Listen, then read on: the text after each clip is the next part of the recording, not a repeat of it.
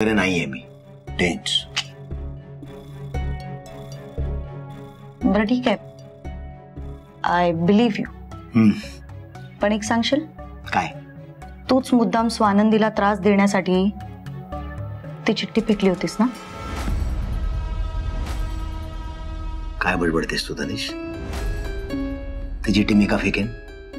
माझा चिठ्ठीशी काय संबंध? तू पण आता मणीसारखे फालतू आरोप करणार आहेस का माझ्यावर? नाही, अरे सॉरी, मला तसं म्हणायचं नव्हतं. ते काय झालं, मी मणीला बोलताना ऐकलं आणि म्हणून मला वाटलं की तू स्वानंदीला त्रास देण्यासाठी हे सगळं केलंस. That's it.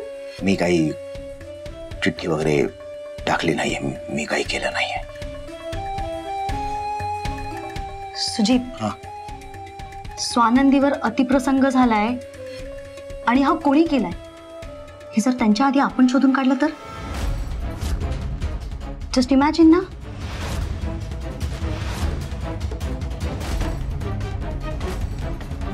मग स्वानंदीवर अतिप्रसंग कोणी केलाय ह्याचं नाव आपण त्या दोघांना सांगायचं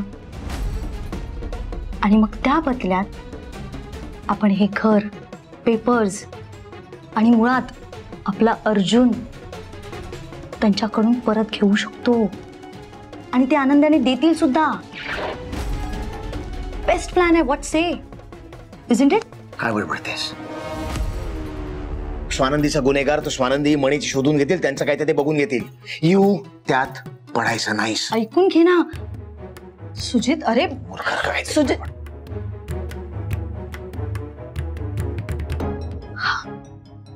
हा असं काय करतोय?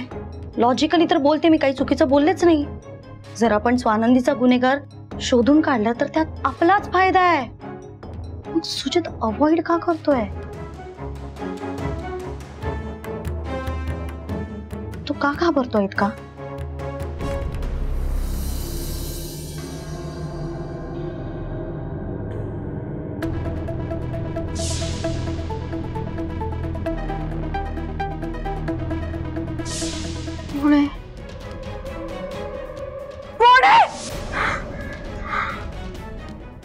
काय झालं स्वानंदी? मणी सर, थांबा, आलोच मी.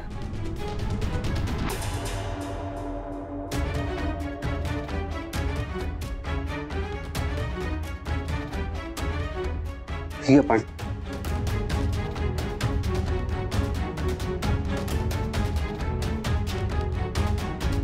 काय झालं? एखादं वाईट स्वप्न बघितलं का? काय बघितलं स्वप्नात? ते आपल्या अर्जुनला कोणीतरी उचलून घेऊन गेलाय. स्वानंदी, अर्जुन झोपलाय बघा शांत.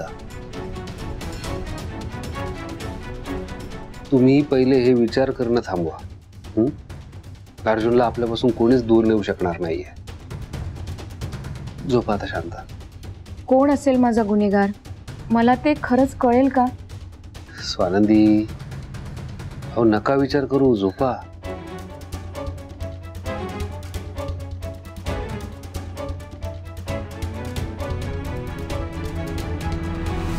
स्वानंदी अर्जुनच्या काळजीने इतके अस्वस्थ होत आहे, तर त्यांचा खरा गुन्हेगार कोण आहे हे कळल्यावर तर कोलमडूनच पडतील. त्यांना सुजित त्यांचा गुन्हेगार आहे हे कळून चालणार नाही. मार बाबांना, मार बा. डिशुम कर, डिशुम डिशुम डिशुम. हसू आलं तुला? हसू आलं? कुठे निघालात तुम्ही? काही नाही, जरा देवळात जाऊन येते म्हटलं. अस्वस्थ वाटत होतं आणि पहाटे पहाटे स्वप्नही जरा विचित्रच पडलं. मग थांबा, एकटं नका जाऊ, मी पण येतो सोबत. नाही नाही मणी सर, अहो अर्जुनला आपण सोबत असं बाहेर नेणं सेफ वाटत नाही मला. तुम्ही घरी थांबा, त्याच्याकडे लक्ष द्या, मी लगेच जाऊन येते. मी आवरते.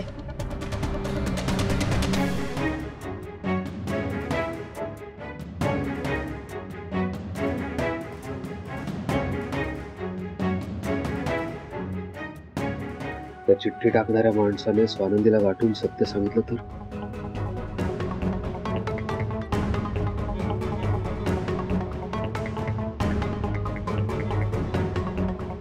ए अर्जुन, इकडे बघ इकडे बघ इकडे बघ इकडे बघ, गुदगुल्या करू गुदगुल्या करू.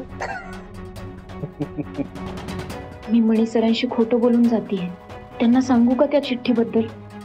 नाही नको, त्यांना खूप टेन्शन येईल. घरात असलेली शांतता भंग होईल त्याने.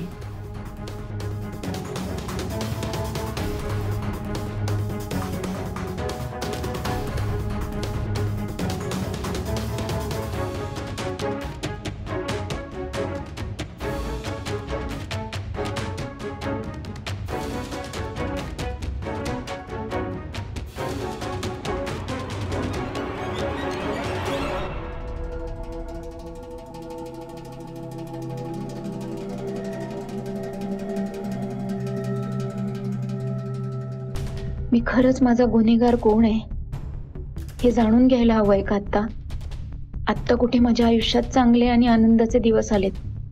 त्यात जर मी सत्य शोधायला गेले आणि त्यातून काही त्रास निष्पन्न झाला तर आमच्या ह्या आनंदाच्या दिवसांना त्याची नजर लागेल. मी जाऊ की नको सत्य ऐकायला?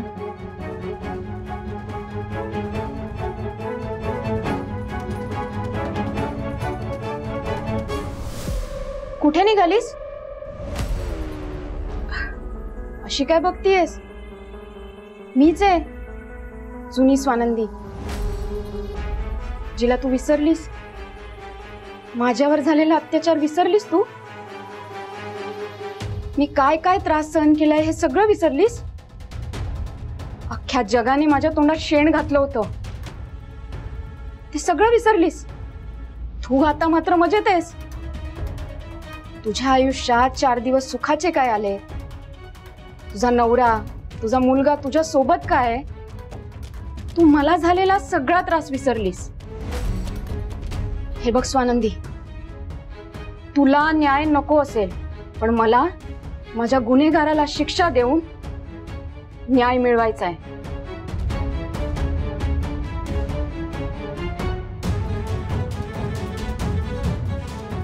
हे बघ स्वानंदी, मला तुझं सगळं म्हणणं पटतंय, पण त्या दुःखापेक्षा कित्येक पट जास्त आनंद मी आता अनुभवतीये माझ्या कुटुंबाबरोबर. तो आनंद गमवायची भीती वाटतेय मला. भूतकाळाचं सावट माझ्या वर्तमानावर पडायला नकोय मला. आनंद?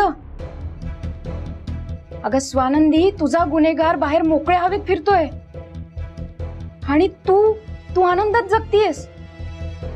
त्याने तुझ्यासोबत काय केलंय हे तू विसरलीयस का? आणि तो परत तुला त्रास देणार नाही हे कशावरून? आणि ह्याची काय गॅरंटी आहे की त्याने जे तुझ्यासोबत केलं